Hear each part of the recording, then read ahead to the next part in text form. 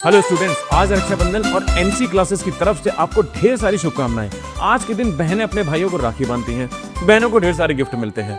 तो भाई लोगों से रिक्वेस्ट है कि उनको ऐसे गिफ्ट देते रहें हमेशा, बिकॉज ये उनका हक है। इसी के बिहाफ पे मैं आपके लिए एक प्रॉब्लम लेकर के आया हूँ, रक्षाबंधन से रिलेटेड, जरा ध्यान दीजिएगा। A brother promise to give his sister ₹100 more every year on Rakshabandhan than the previous year. In the first year, he gave her ₹2,500. He continued this for 10 years. Find how much money did the sister receive in the 10th year?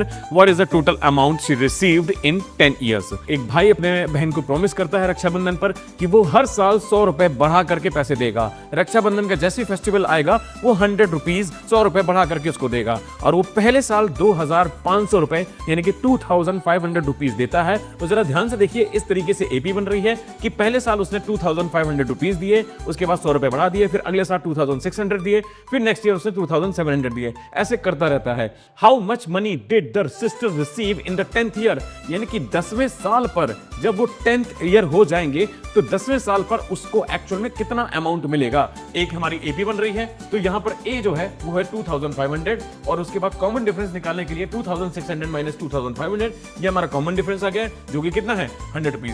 तो मुझे find करना है A10, जो कि होता है A + 9D। A10 equals to ए की value मैंने पुट कर दी 2500 प्लस 9 इंटू डी की वैल्यू मैंने पुट कर दी 100। तो ये आ जाएगा A10 is equal to 2500 plus 900, और ये काउंट होकर के आ जाएगा मेरे पास कितना 3400, यानी कि 10th ईयर में उसको ₹3400 मिले।